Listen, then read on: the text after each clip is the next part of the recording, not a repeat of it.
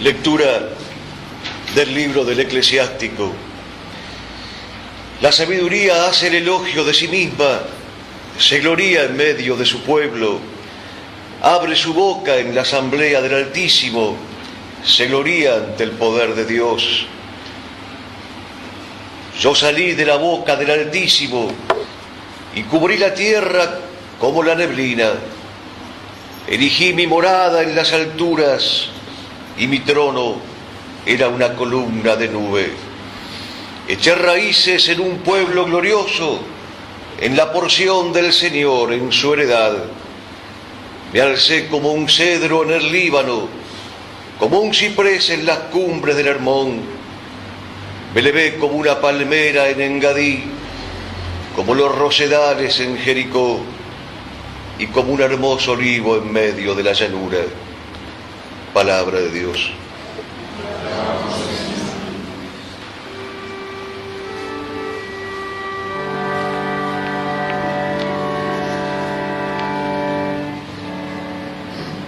El Verbo se hizo carne y habitó entre nosotros. El Verbo se hizo carne y habitó entre nosotros. Glorifica al Señor Jerusalén, alaba a tu Dios, oh Sión. Él refuerza los cerrojos de tus puertas y bendice en tu recinto a tus hijos. El Verbo se hizo carne y habitó entre nosotros. Asegura la paz en tus fronteras y te sacia con la flor de los trigales. Envía su mensaje a la tierra, su palabra corre velozmente. El Verbo se hizo carne y habitó entre nosotros.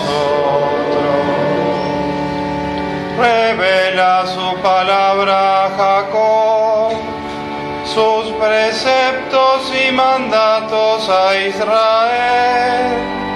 A ningún otro pueblo así trató y le dio a conocer sus mandamientos.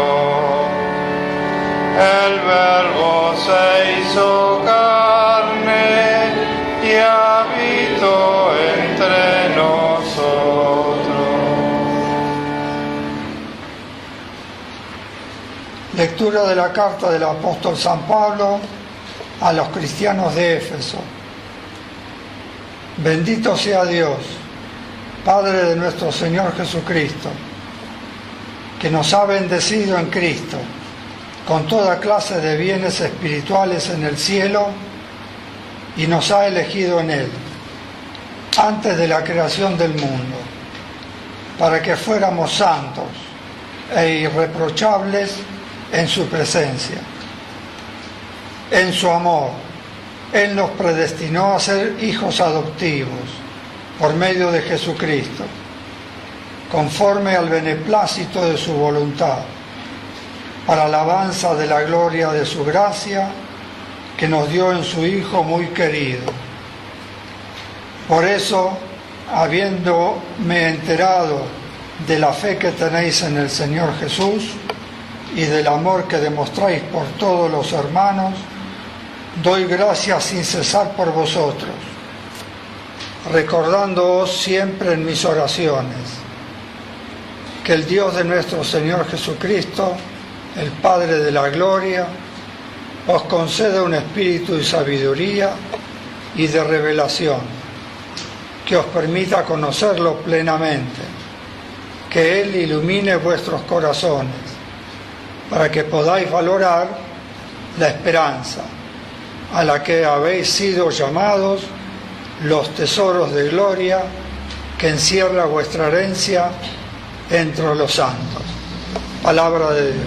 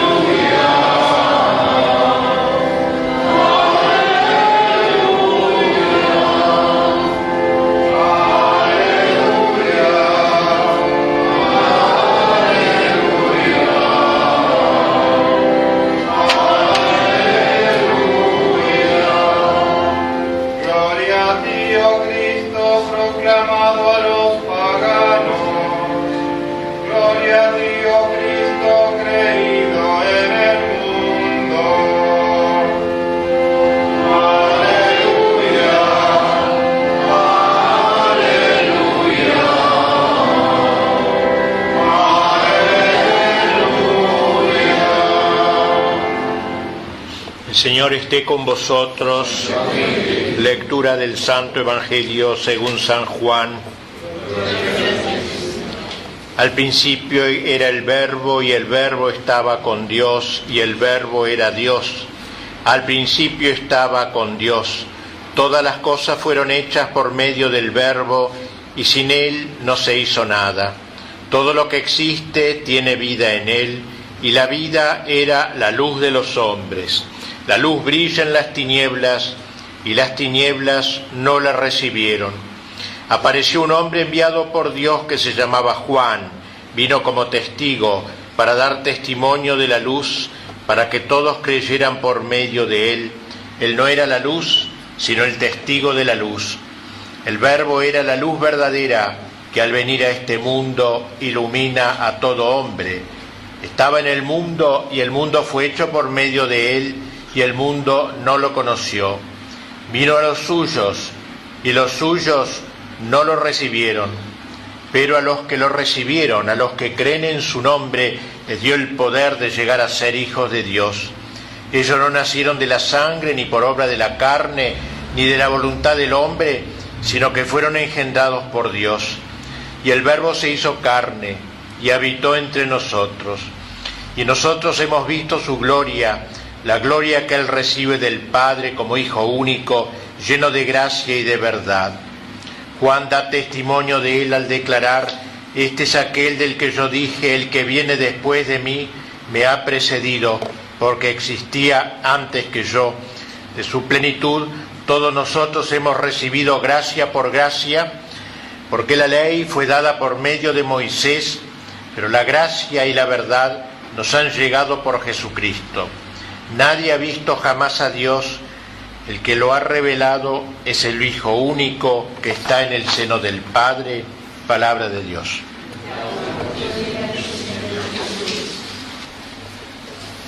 Todavía en el ambiente de la Navidad, la liturgia de hoy nos conduce no tanto ya al gozo que ofrece la visión del pesebre, cuanto a la contemplación de lo más insondable del misterio de la Encarnación, presentándonos el texto que constituye el prólogo del Evangelio de San Juan. El evangelista teólogo lo llamaban los antiguos, con visión de águila.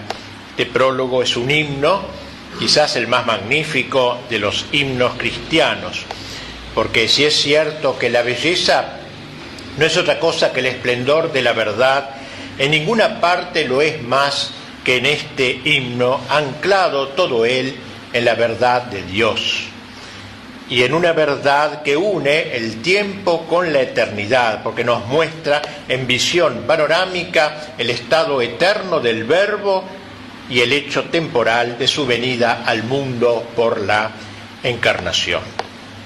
Será esta una homilía un tanto complicada, ya que en ella trataré de hacer la exégesis de aquel texto sublime e inefable, pero creo que el esfuerzo merece la pena.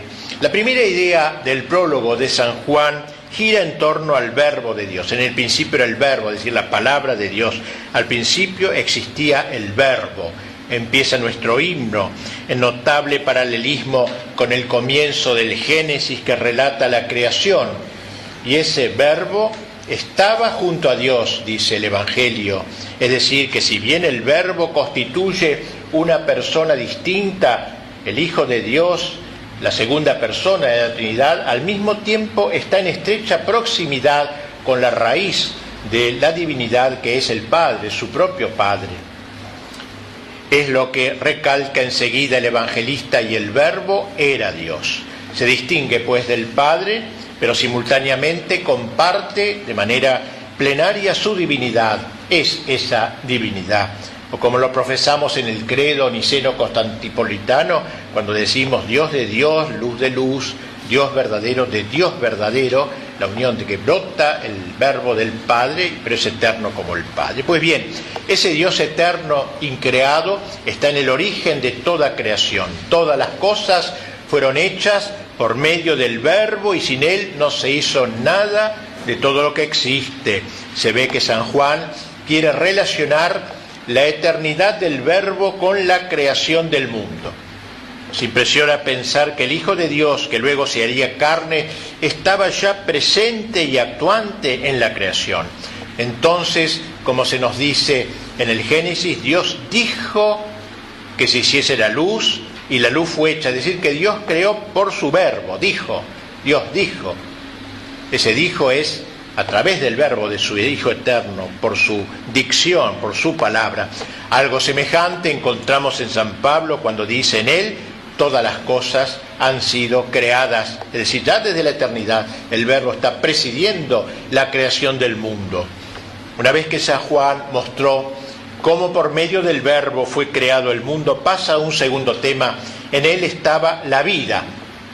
Tema grato a este evangelista, quien a lo largo de todos sus escritos hablaría tanto de la vida, no de la vida en el sentido puramente terrestre, sino de la vida imperecedera, eterna, de la vida de Dios, de la vida del Verbo, vida eterna pero siempre joven.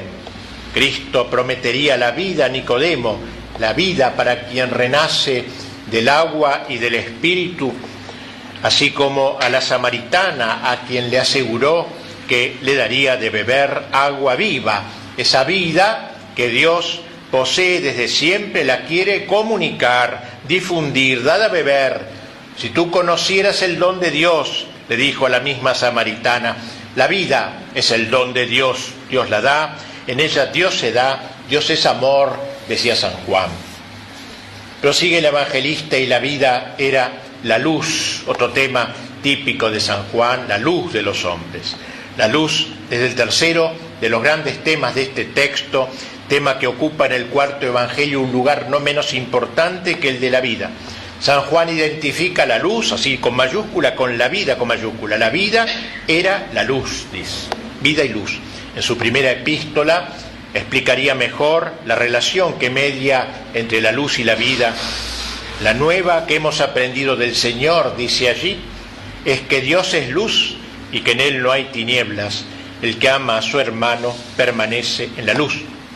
Hemos visto que para aquel evangelista la esencia de la vida es el amor que se da. Y ahora nos dice que el que ama está en la luz. Así ama el Padre a su Hijo, su Verbo, su imagen perfecta, imagen donde nada es oscuro, imagen que es luz indeficiente. La vida, pues, es luz de los hombres, la encarnación del Verbo. La luz eterna se hace luz temporal. Ser cristiano es contemplar a Dios en su Verbo encarnado. Nuestro texto entra ahora en su momento trágico cuando dice: la luz brilla en las tinieblas y las tinieblas no la percibieron. Aquí se habla del combate, de la lucha, de la dialéctica que signa la historia. Los hombres con sus pecados se cierran a la luz. La separación de la luz y las tinieblas había sido el primer acto creador. Y en esta segunda creación, que es la redención, la luz vuelve a entrar en conflicto con las tinieblas. Luz y tinieblas se enfrentan, como se enfrentan la vida y la muerte. Las tinieblas son el símbolo del mundo sin Dios, del mundo que se clausura frente a Dios. Hay un contraste frontal entre la riqueza infinita de Dios, que no pone límites a su don, y la nada de la criatura que pretende valerse sin Dios. La vida divina es luz, pero lo que los hombres mundanos llaman vida y a la que le adhieren fanáticamente es tiniebla. Sigue el texto: Él estaba en el mundo, y el mundo fue hecho por medio de Él, y el mundo no lo conoció. Es la primera venida del Verbo. Dios se hace presente al mundo por su obra creadora. Vino al mundo, es decir, se manifestó a todos los hombres, justos y gentiles, por medio de las criaturas, mediante las cuales se puede, con la sola luz de la razón, llegar al conocimiento del Creador. Esta luz de la razón, que en última instancia procede del Verbo, del Hijo de Dios, está al alcance de todos. A pesar de ello, el mundo no lo conoció. Pero el Verbo dio un paso más, vino a los suyos, y los suyos no lo recibieron. En la segunda venida del Verbo, cuando se manifestó a los suyos, a su pueblo elegido, a Israel, que había sido creado y preparado para el reconocimiento de este momento trascendental, se encarnó en el seno de ese pueblo de carne judía, de su madre que era judía, y también su pueblo lo rechazó, no lo recibieron. Pero, sigue diciendo San Juan, a todos los que lo recibieron, a los que creen en su nombre, les dio el poder de llegar a ser hijos de Dios. Porque hubo quienes lo recibieron y siempre seguirá habiendo en el curso de la historia quienes lo reciban, quienes crean en Él, en su encarnación, en su palabra. Somos nosotros, amados hermanos, los que sin mérito nuestro hemos creído en Él y a quienes se nos ha dado poder llegar a ser hijos de Dios. Es lo que dice San Pablo en la segunda lectura de hoy. El Padre nos predestinó a ser sus hijos adoptivos por medio de Jesucristo. No contento con habernos sacado de la nada, el Verbo nos quiso asociar a su filiación divina, nos hizo hijos en Él, hijos con minúscula en el Hijo con mayúscula, hijos de un Padre común, gracias a lo cual nos atrevemos a decir siempre de nuevo, Padre nuestro.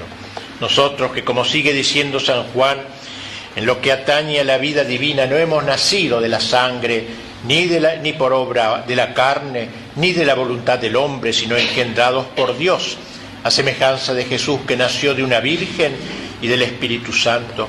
Y llegamos así al punto culminante de todo el texto.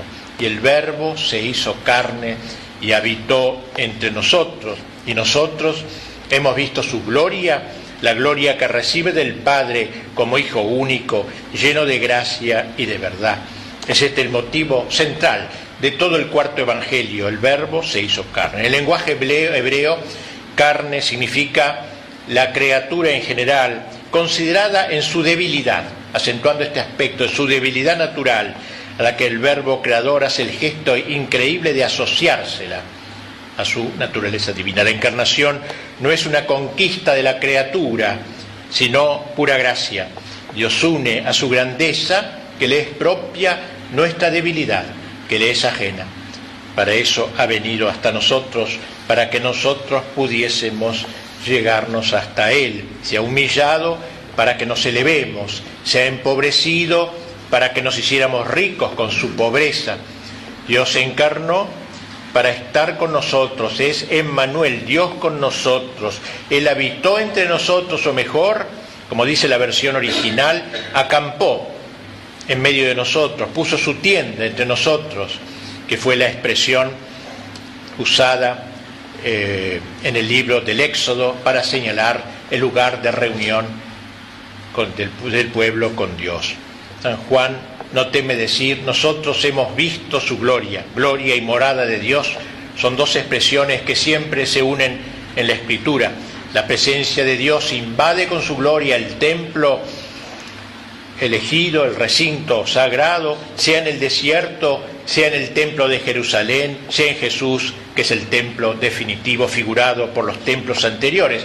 Gracias a la encarnación, en cierto modo el hombre se hace capaz de ver a Dios, aunque solo por la fe, que es también un don de Dios. Como dijo el Señor a María, a Marta, si creyeras, verías la gloria de Dios. Por eso la encarnación resplandece en Cristo la gloria de Dios, la gloria que recibe del Padre como Hijo único, lleno de gracia y de verdad. Y termina el texto de su plenitud. Todos nosotros hemos participado y hemos recibido gracia sobre gracia. porque está lleno de gloria, lleno de gracia. El Hijo redunda, rebalsa sobre los miembros de su cuerpo, rebalsa y derrama su vida divina sobre la Iglesia. Nadie ha visto jamás a Dios. El que lo ha revelado es el Hijo único que está en el seno del Padre. Así culmina este difícil texto, evidentemente, pero profundo, de Águila. El mayor teólogo de todos los evangelios es San Juan, y este es el momento culminante de la revelación, de admirable prólogo en forma de círculo que se cierra. Es como un círculo este prólogo.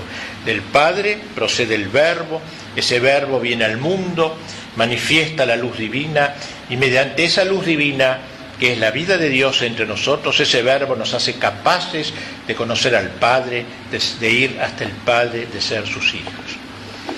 Dentro de algunos momentos nos acercaremos a comulgar el cuerpo de Jesús. Por la gracia de Dios, no nos contamos entre aquellos que, a pesar de ser de los suyos, se resisten a recibirlo. Pidámosle la gracia de que prolongue, en cierto modo, su encarnación en nuestras almas, que tienda a nosotros la carpa de su morada, que por la Eucaristía se haga carne en nuestro interior, para que su luz nos encandile, para que su vida y su gracia nos invadan, de modo que nuestro interior se llene así con la gloria de Dios. Creo en un solo Dios, Padre Todopoderoso, Creador del cielo y de la tierra, de todo lo visible y lo invisible. Creo en un solo Señor Jesucristo, Hijo unigénito de Dios, nacido del Padre,